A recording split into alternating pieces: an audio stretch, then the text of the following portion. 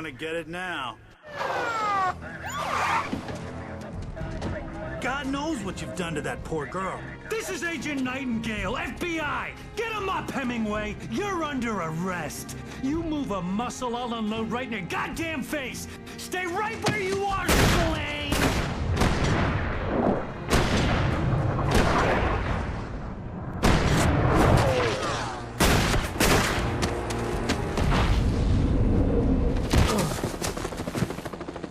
What are? I'm standing right here, you goddamn maniac!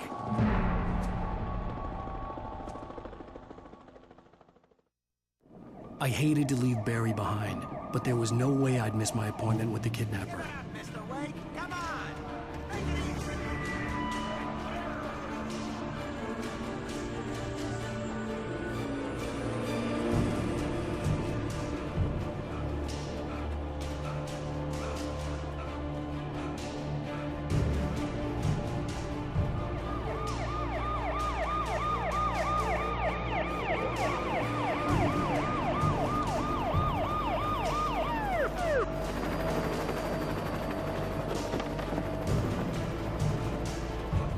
Stop running! Freeze! Okay, man. Keep your eyes peeled. He's gonna try to make it through here. Oh, damn. Over here! Up here!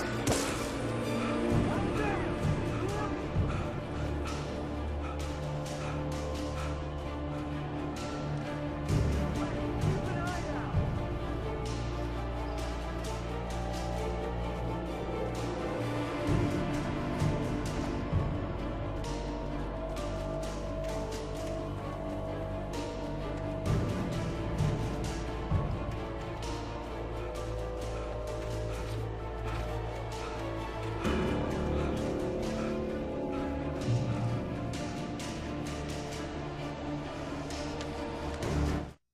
For decades, the darkness that wore Barbara Jagger's skin slept fitfully in the dark place that was its home and prison. It was hungry and in pain. It dreamed of its nights of glory when the poet's writing had called it from the depths and given it a brief, terrible taste of power and freedom. The rock stars had stirred it from the deep sleep the poet had sunk it back to in the end. When it sensed the writer on the ferry, it opened its eyes.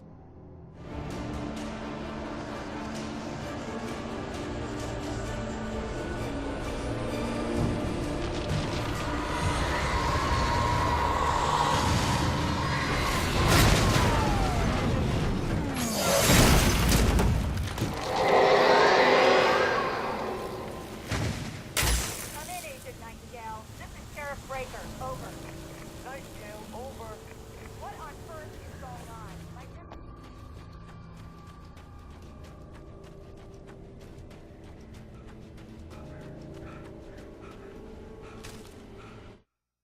Rose didn't know how the strange old lady got in her trailer, and she looked wrong somehow. The woman showed her teeth in an approximation of a smile and traced a finger down Rose's cheek. "Pretty girl," she said. Rose felt as if she was falling asleep, but her knees didn't buckle. The crone spoke in a whisper, her words ice cold and dark in Rose's ear.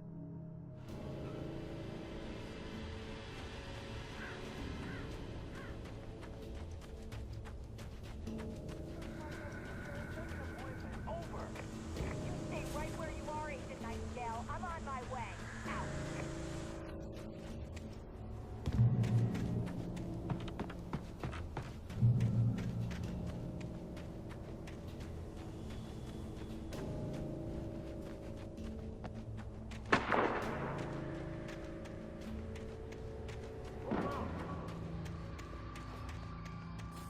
Search the area.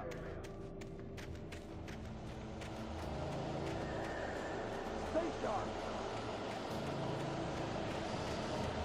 This way. Over here.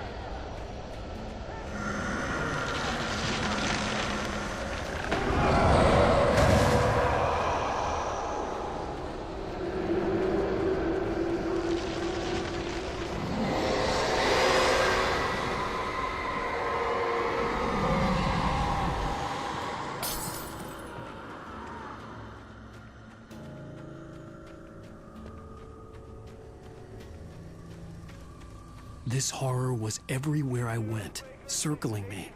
The cops didn't stand a chance. They were after a writer, not a monster.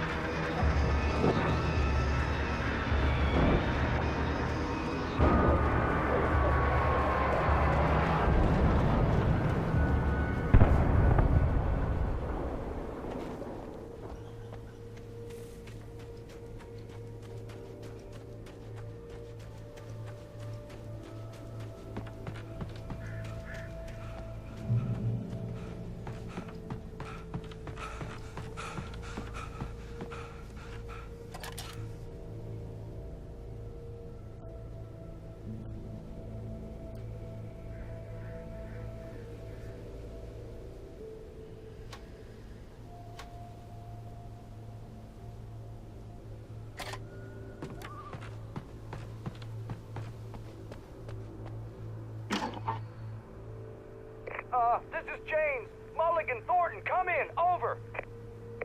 Thornton here. James, we got both Wheeler and Rose in custody. They didn't put up a fight or anything. Why, they were... Hey, Mulligan, what are you doing? Come on! Sit down and give me that. James, Mulligan here. Over. Go ahead, Mulligan. Over. We got Wheeler and Rose here. Wheeler's drunk or hopped up on something. Speaking of which, that Fed had a pretty distinctive whiff of Otis Scotch about him, if you know what I mean. Over. I don't have anything on that, Deputy Mulligan. Over. Well, whatever. Anyway, Rose is just being plain weird here. You better get Doc in to take a look at both of them. Over. Gotcha. You better get them here quickly. The, Fed's gonna want to interview Wheeler. Over.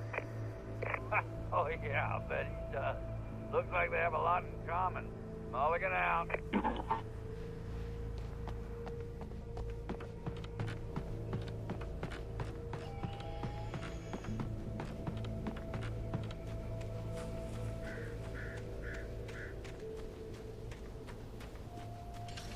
I imagined that the broadcast tower in the distance was part of the local radio station.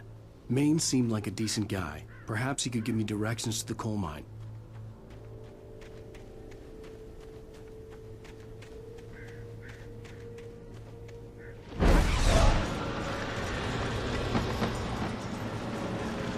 Unnatural shadows clung to the gate.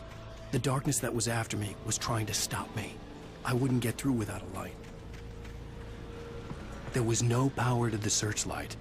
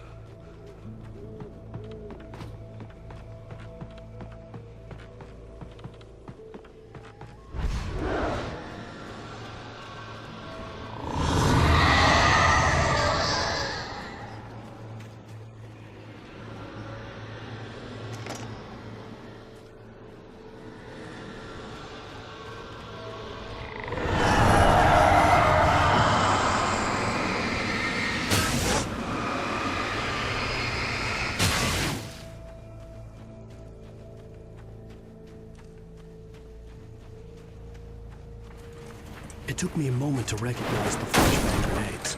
They were an ideal weapon for my situation. Team 1, come in. Over. Team 1, this is Sheriff Breaker.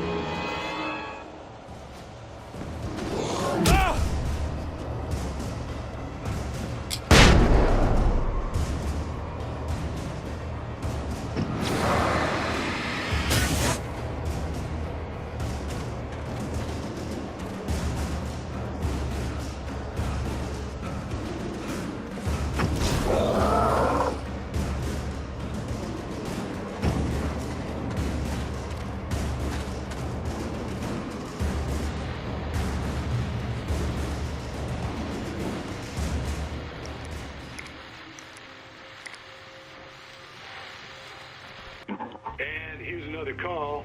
You're on KBF-FM with Pat Maine. It's Milt Peabody, Pat. What's on your mind, Milt? Well, I live near the trailer park, Pat, and there's a big ruckus going on over there. Well, that's just up the road from me, too. What's going on, do you know? I don't know, but there's a bunch of police cars there, lots of sirens, a helicopter buzzing around, and I think I heard some gunshots. Gunshots? Yes, sir, like from a pistol. So can you find out what's going on? Because it's just next door, and they're popping off guns there. They're still shooting? No, it was maybe 10, 15 minutes ago. It sounds serious, Pat. I'm telling you, it don't sound like no party. Well, I'm certainly going to give the station a call, Milt. Okay. You'll hear it here as soon as I hear from them. Okay, thanks.